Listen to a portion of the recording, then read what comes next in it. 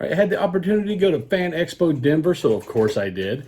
They had a great guest lineup and a lot of great artists and vendors.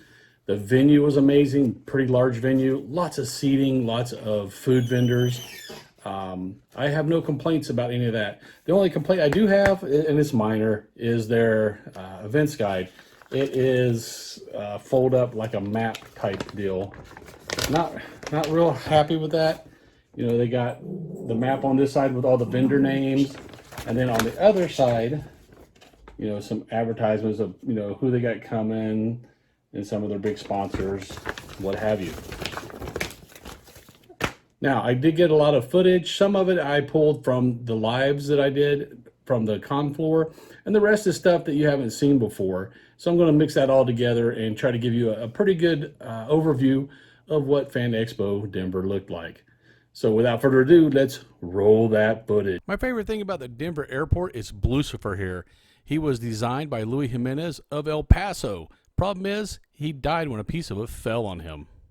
There's lots of conspiracy theories about the airport. Just Google them. At the convention center, you see this peeping Tom bear. I'm not sure what the deal is with this big blue guy, but he is leaning against the convention center, and he's peeking into the second floor. The hotel was right across the street from the convention center, so it was pretty easy to find. They did have signage up just about everywhere, though. Here I am standing in front door, but that's not where you go in. Here's one of those signs. You follow it around, and you'll notice underneath here in the shade is where the lines start. This line is people who are waiting to pick up their badges to get in. This is Friday, so they haven't picked up their badges yet. As you can see, it starts right there toward the front of the convention center, goes all the way around through this drive-up area, and then they break them out into separate lines because they're going to have to do security checks up here so dumb people don't bring weapons or other harmful things in. So you get up here to the bag check. Once you go through bag check, you can go in and pick up your badge. Fan Expo has premium passes, which are just a step below the VIP. You can also get a 4-day pass without any swag.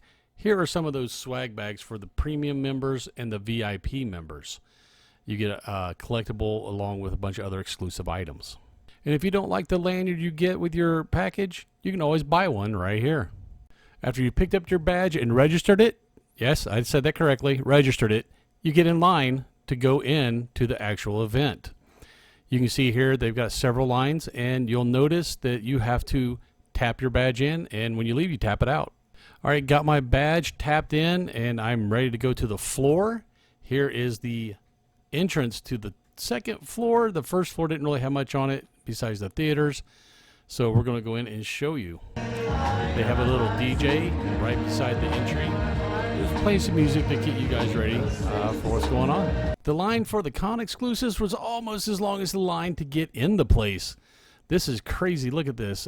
They have quite a few exclusives, though, and some of them are really, really cool. And let's just show you a close-up of all the con exclusives they had for Fan Expo Denver 2022.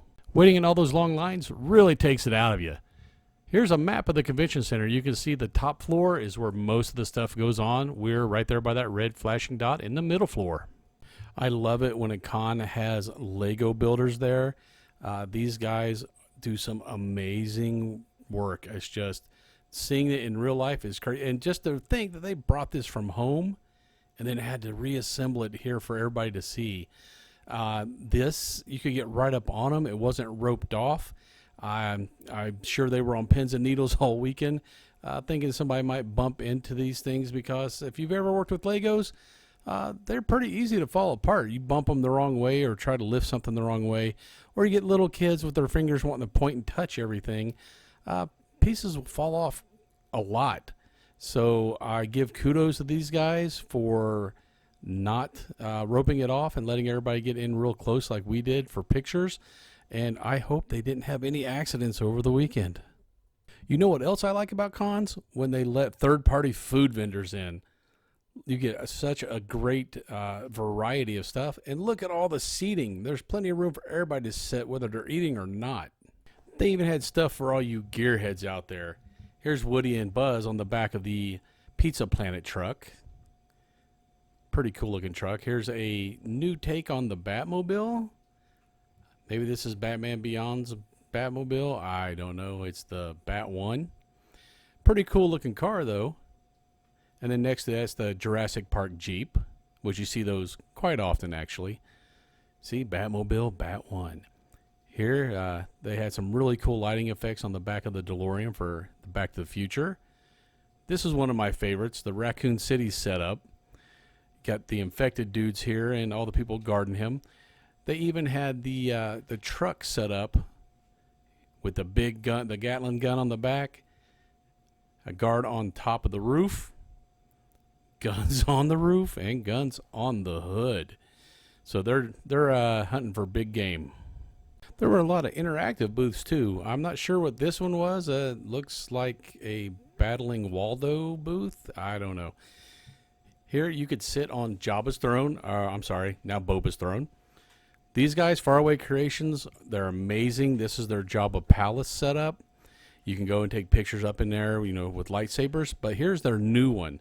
They built a bantha, and the head moves back and forth, and you can go up there and take a picture. They have plans to eventually let people sit up in the saddle and take pictures. And they let me know that they're probably going to be building a little baby bantha also for the kids to sit on so they don't have to climb up there. Here you see somebody getting their picture taken in Jabba's palace. This is the area set up where they were doing gaming. This was early on Friday, so there's not a lot of people here, but trust me, Saturday and Sunday it was so packed, couldn't even get in to get a real good video. There were just so many people in this area playing games. And now for a cuteness break.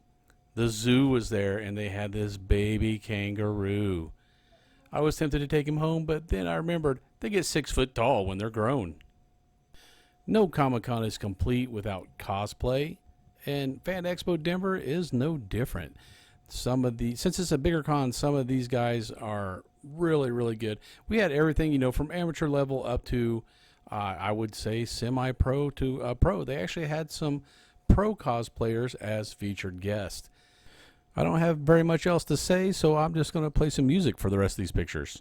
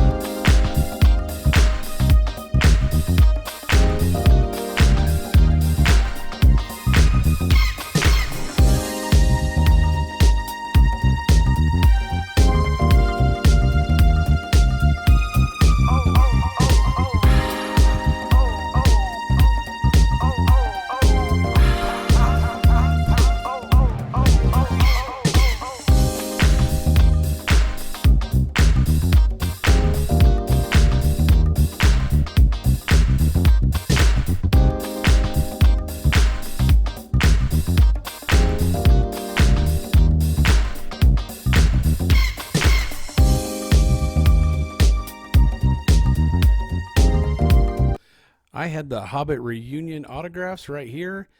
Here's a picture of the main part of Celebrity Row. It was both sides. This is, like I said, early Friday. Still a lot of people at work, and you can see the lines. This isn't the only section. I'll show you the other section here in just a second. It's over in front of this. It's another row. Here it is with most of the voice actors and some cosplayers. So there are just a literal ton of featured guests at this place. And for some reason they had Anthony Daniels over in the corner, but this is his huge line. I'm a sucker for original art, so I got this cover art over at Tony Fleek's booth, had him sign it at his booth.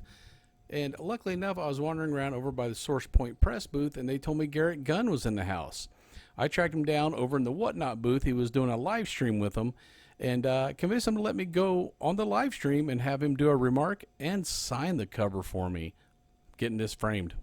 Remember at the beginning of the video when I told you had to badge in and out?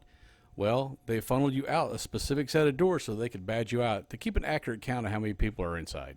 That may have seemed like a long video, but I really glossed over a lot of the stuff. There was so much to see and do. I just tried to give you the highlights of what I thought were the highlights of Fan Expo Denver. Fan Expo is doing such a great job. If you get a chance to go to any of their events, if they're like this one, do it. Do it, because they really put on a great show. If you like this video and you'd like to see more like it, subscribe down below, man. It helps us tremendously with the metrics, and it don't cost you nothing. And while you're at it, hit the bell icon. You'll be notified whenever we put up a new video. And until you see that new video, later, nerds.